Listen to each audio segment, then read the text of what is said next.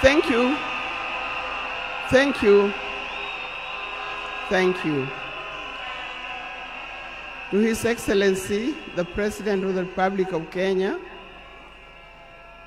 His Excellency William Samoei Ruto, and Her Excellency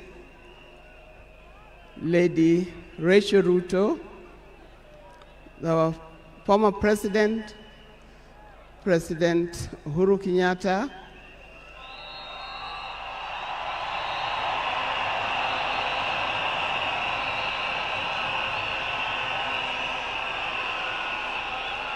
the visiting president,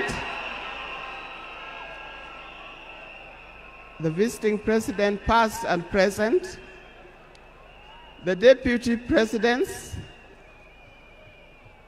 all distinguished guests, ladies and gentlemen, and watu wetu wa Kenya kwa jumla, hamjambo.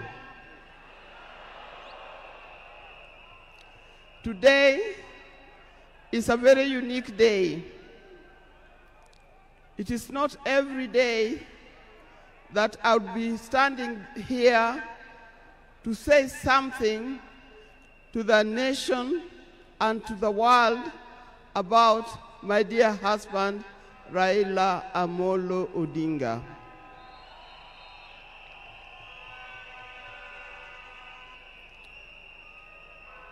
For those who don't know me, I've got a very long name.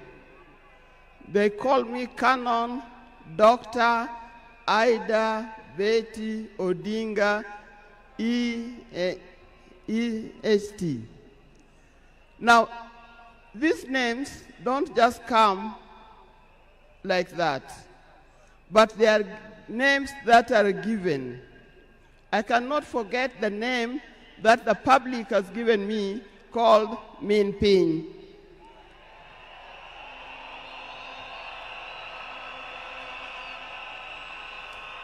That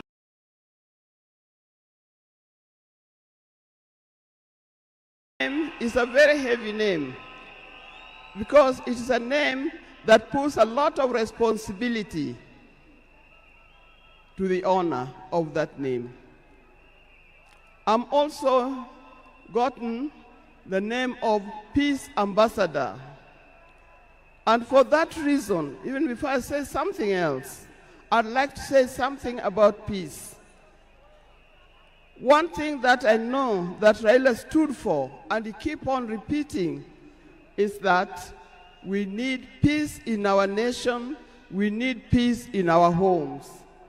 And peace will not survive in a situation, in a chaotic situation. For that reason, I appeal, today I appeal, let us mourn Raila in peace. I know you are all concerned, I know you are all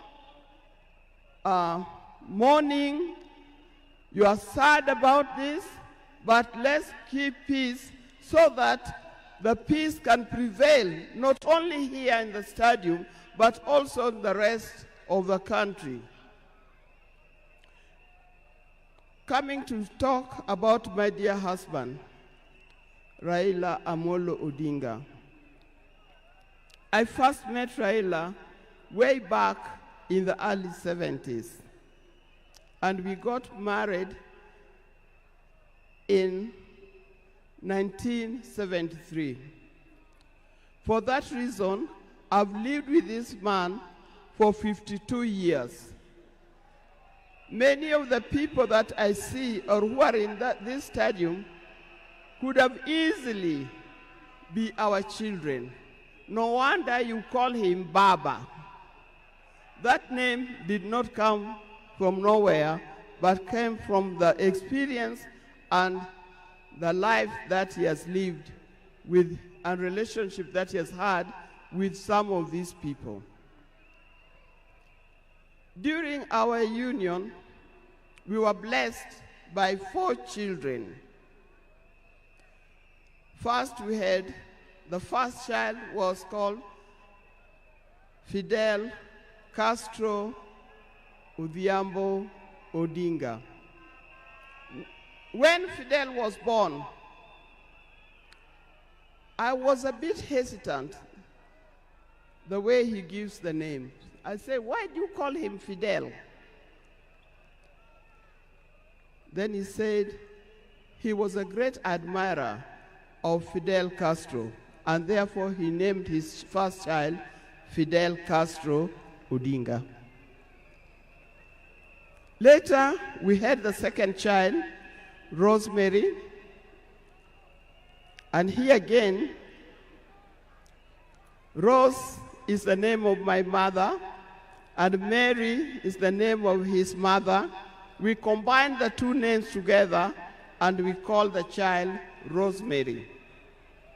It also has a meaning to us. When it came to the third one,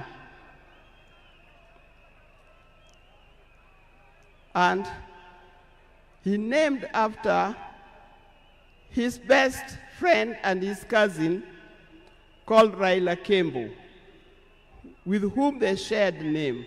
So we ended up with Raila Odinga Odinga. Last, there was a big gap, and I'll explain to you. Last came the fourth child. The fourth child, when I went to the hospital, and you know those mothers, well, you know, you end up somewhere in labor ward. And I was watching the television. And on the television, that's the time when Nelson Mandela had come out of prison. It was he's been there for 27 years. Raila also had been in prison, but that's not why we named her Winnie. And I was watching the television. I could see Nelson Mandela and Winnie Mandela holding hands as Mandela walked out of the gates of the prison. By then, I didn't know what kind of child I was going to get. But then I said, if it's a boy, we'll name him Wilson Mandela. But if it's a girl, will be Winnie Mandela. And therefore, Winnie Mandela arrived. And that's the fourth child. I see when you look at this naming of the children, I know these days you can name your child anything that you want, but I'll appeal to those who are still having babies. Give your child a meaningful name, because you name them people you never saw, you never heard of, simply because it saw the name written somewhere. There's nothing wrong with giving our children the names of the people who in our lives we think are the heroes. Our life was not smooth life. Just like any other family, there's been ups and downs. But as we continue living together, we've learned how to cope, because we all have weaknesses and strengths. We learned to talk straight to one another. We learned to speak the truth, and we learned to forgive and move on.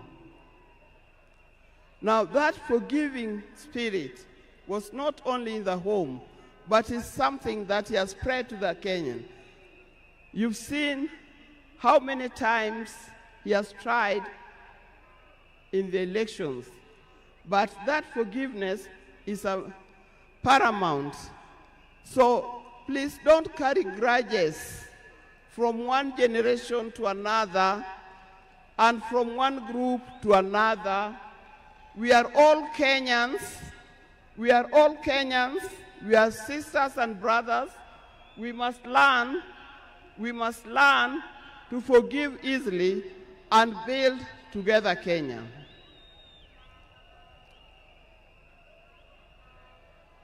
towards the end, I'll not say everything. I would like to say everything, but time would not allow. And a span of 52 years is not a short time. I hope that when I get another opportunity on Sunday, I'll be able to say more. But one thing that he kept on repeating to me is that we must urge Kenyans, we must urge Kenyans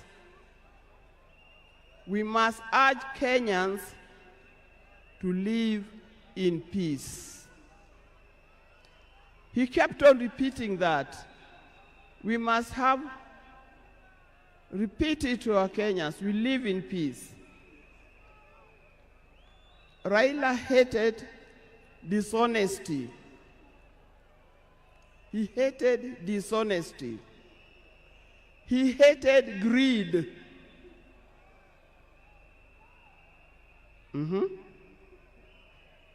The greed that have affected the main fabric of our society. The greed that leads to stealing from the public coffers. The greed that leads to corruptions. That's the kind of thing that Raila would not have liked to see. So, you people, you Kenyans, I'll tell you more. But I thank you.